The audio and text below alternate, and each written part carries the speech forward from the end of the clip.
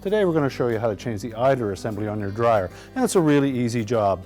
All we're going to need is a 1/4-inch nut driver, a Phillips screwdriver, a small flat blade screwdriver, and a 3/8 socket and ratchet. Let me show you how we do it. Now, depending on the style of dryer you have will dictate how you disassemble.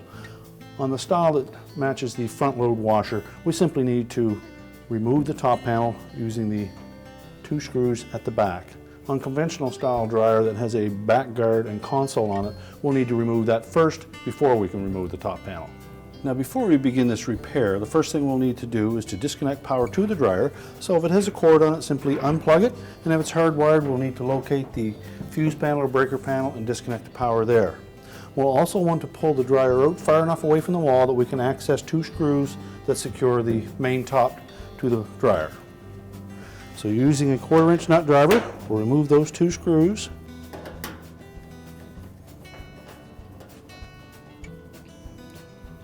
And then just pull back on that top panel slightly, about 3/4 of an inch, and then we can lift it off. Well, next we'll need to remove the control panel on this model. And there are a couple of plastic tabs inside, one on either side, that we need to depress, and then we can push that control panel forward. And then just lift up across the top, enough to disengage the tabs on that, and we can pull it away. Now, I would suggest that we disconnect the harness to that interface.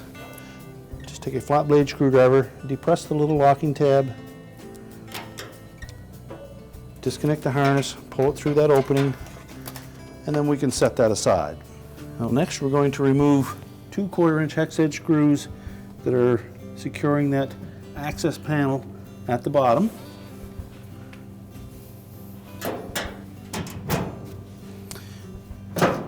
And then just tilt it out on the bottom, let it drop down, and unhook the top lip from below the front panel. Then we can set that aside.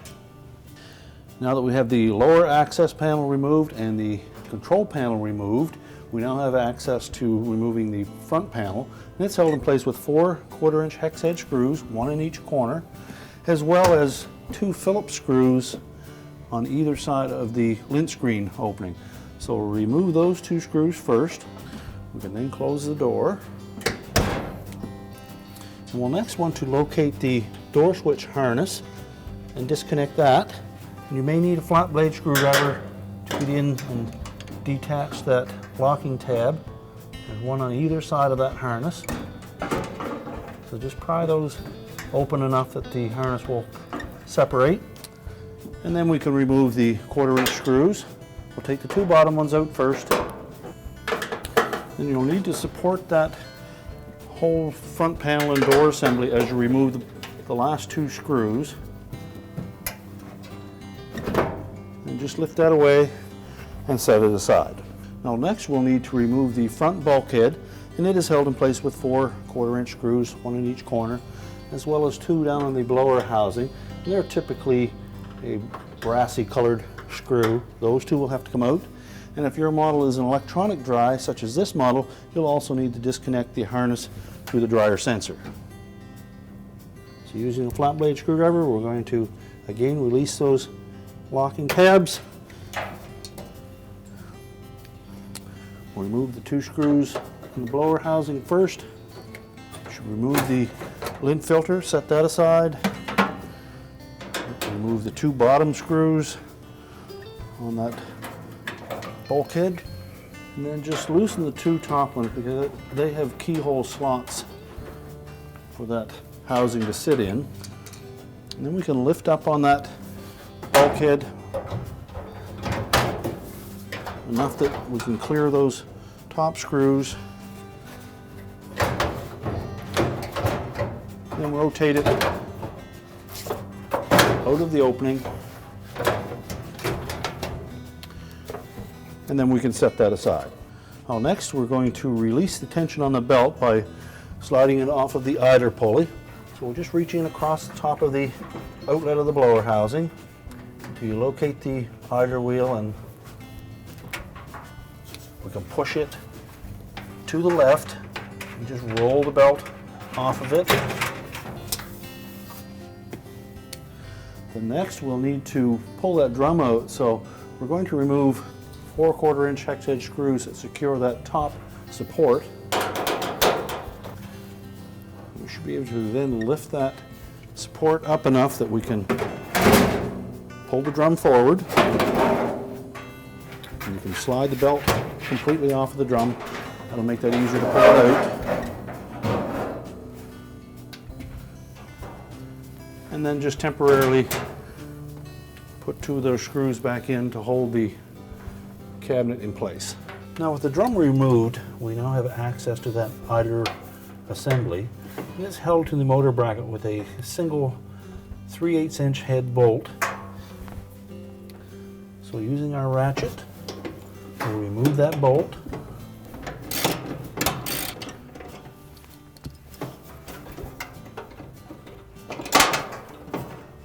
You'll note that that bolt has a shoulder on it. We'll just remove the hook and the spring from the end of that Idler.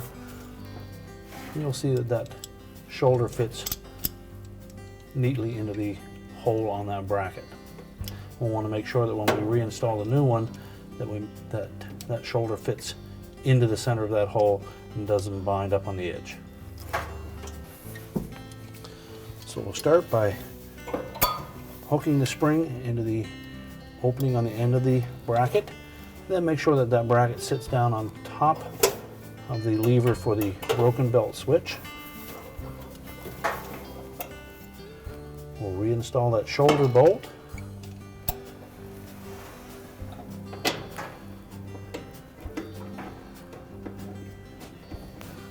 And then tighten it with the ratchet.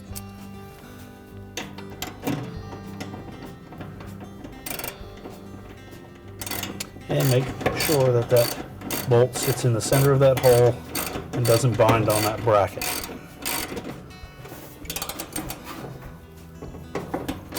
Tighten it securely and just check and make sure that bracket pivots freely. And when we reinstall the drum, I'll show you how the belt will fit around the idler pulley and the motor pulley. They both tuck underneath the idler pulley, around the motor pulley, and then the belt will go around the drum. Now to reassemble, we'll remove the top support again, and then we'll lift the tumbler into the cabinet.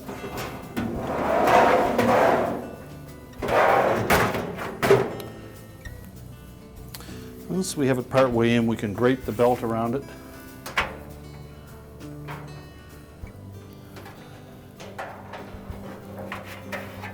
And then we can use the belt to support the drum as we lift it back into place. And then we're going to set it up on top of those rear drum rollers.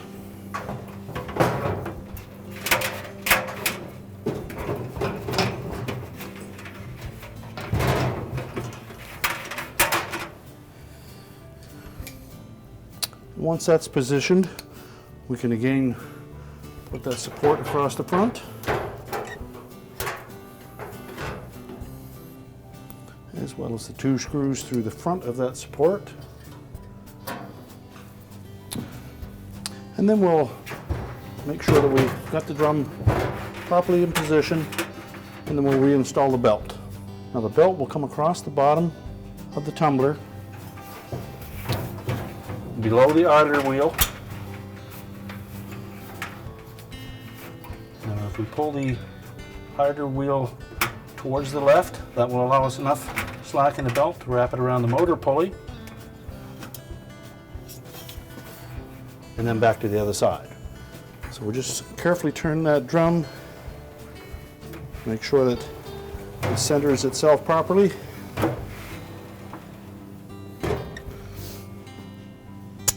And next we'll put the front bulkhead back on. So we're going to tuck it up under the front of that top support.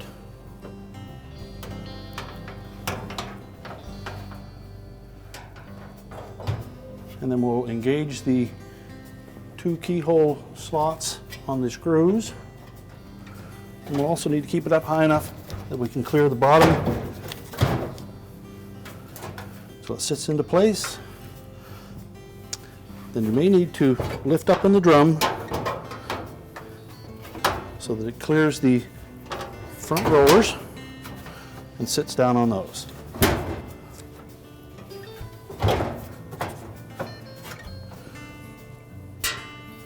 We can then secure the bottom with 2 screws, tighten the 2 top ones,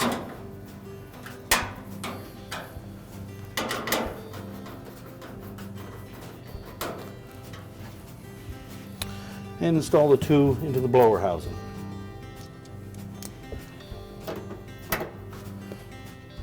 And then reinstall the wire harness for the sensor. I will next install the front panel. So while holding it in place, I'll line up one of the screws. And once we've started the top 2 screws, we can put those in the rest of the way.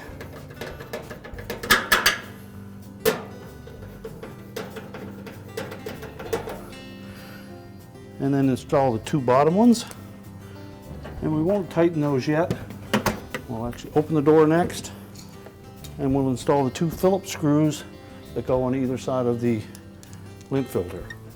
Tighten those securely. We can close the door. And we want to next make sure that the front panel fits square with the cabinet. And then we'll tighten those 4 screws. And next, we'll reconnect the door switch harness and make sure those locking tabs engage fully. We're now ready to put the lower access panel on. So we're going to tuck this lip in underneath the front panel. And then hold it up in place while we put the 2 retaining screws across the bottom. We're now ready to put the control panel back on and our main top. So first we'll feed the harness through the opening in that support and then attach it to the circuit board. Make sure that the locking tab engages. And then we're going to line up the tab in the bottom with that opening in the top of that support and line up the 2 tabs on the side.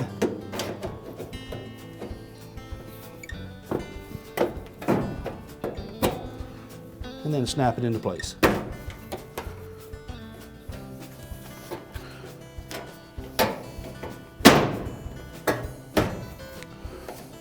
Next we can put the main top back on. So we'll set it over the lip of that support, lay it down, push it forward, and then install the 2 retaining screws. We're now ready to push the dryer back into position, reconnect the power, and our repair is complete.